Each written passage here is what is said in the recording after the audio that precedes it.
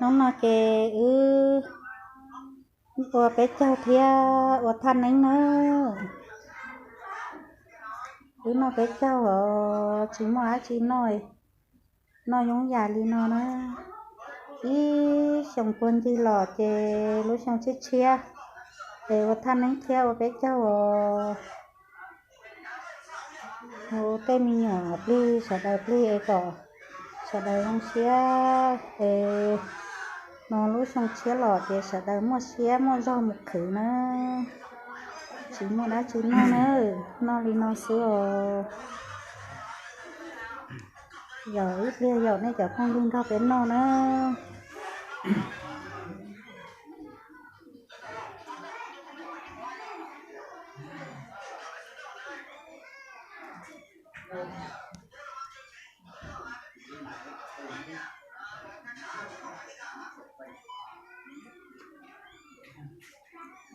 nhớ tao là có nhỉ lo tha không lo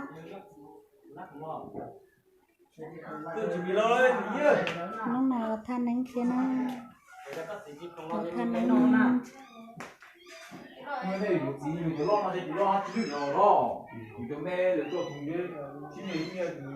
một cái câu than đánh kèo có chỉ muốn đá chỉ nó chưa nó dạng như nó xí nó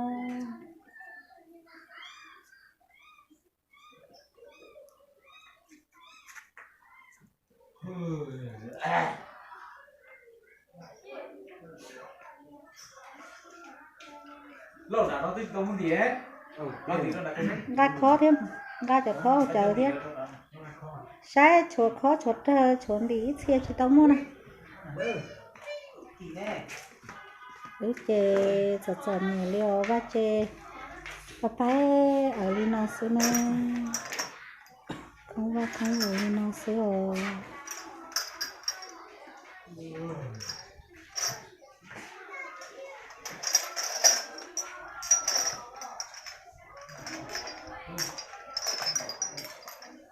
nếu mà còn nó nhỏ tới một hai là thế hai dạ 3 tuổi thế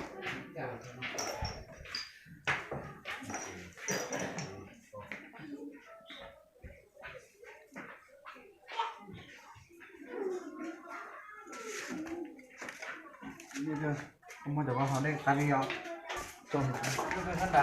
cho là có anh chị họ đây cái gì mất khó họ còn gì lo không muốn gì à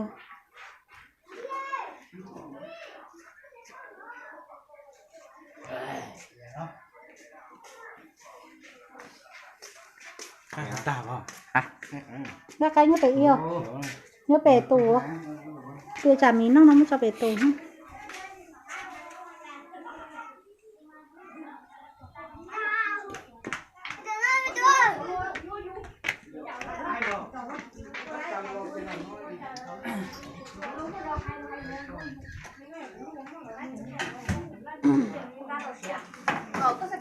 cái tàu lái tía xe nó để nó chê do cho mình cứ theo cho nên giờ là cho mình nhỏ nè này nó có cá lỏ cá chi nó nè cá chi nó ô cái này là hai chi chua rau hình số nè nó có trâu nè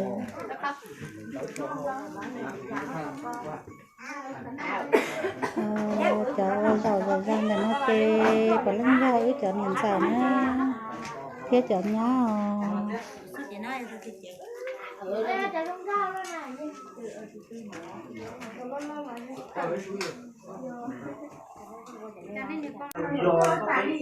do bên nó kia này để không đi nữa bên nó là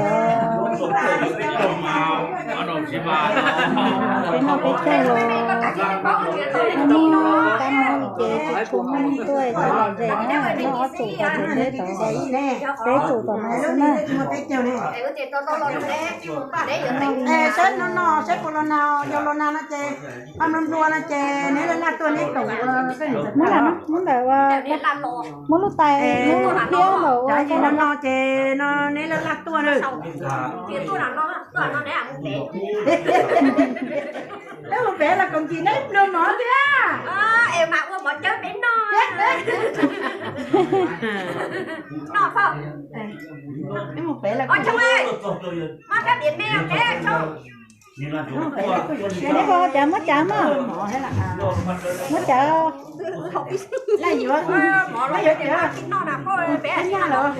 do có che chỉ tao hồ đây nó một cho bà lo chả Mỏ cho nó mỏ cho. ờ Nó là đến rồi. Nó nhẹ rồi. nó cũng lên Đến rồi. Ba chế. Ba còn là có cái điện mẹ sói bé không có đó. Điện mẹ. Cái điện lo bé không có đó. Điện nó mỏ. Bắt đầu cái chữ cái to cả cái nó mở được đâu. Cái con phải thì đến con siêu ấy.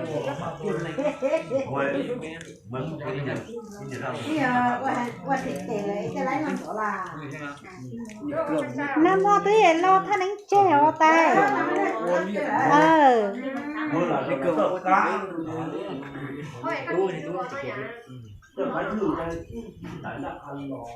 đâu phải no keo là nó tao nó là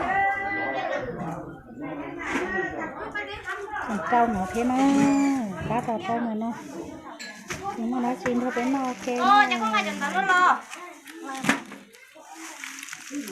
Tiền cái nó. nó thao này mua ai cho tụi cậu với cá lòi mua cứ để cái gì để coi ta nó mới về tủ co Lo. Con nào mà cái chuyện tao đó. Làm một cho nên nó tao còn là hai con nào. đâu phải nó tỏ mà Còn nói còn có tí hả? chỉ mua đá chưa bé nó giống nó dài nó thế nó Con tao già lên nó nữa. nó tới chơi với rồi là nó sữa Đi đây. Đáng rồi. cho nó bé cho là chỉ là rẻ đi nữa Nó cho nó chỉ lòng cái này nữa.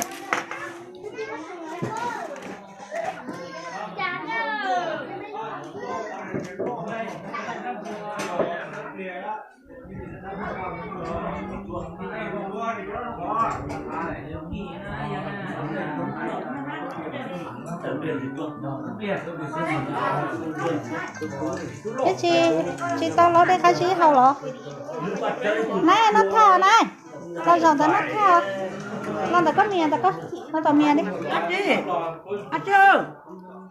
Cú lo, cú nhá, chẳng nó món nào ở nhà đâu.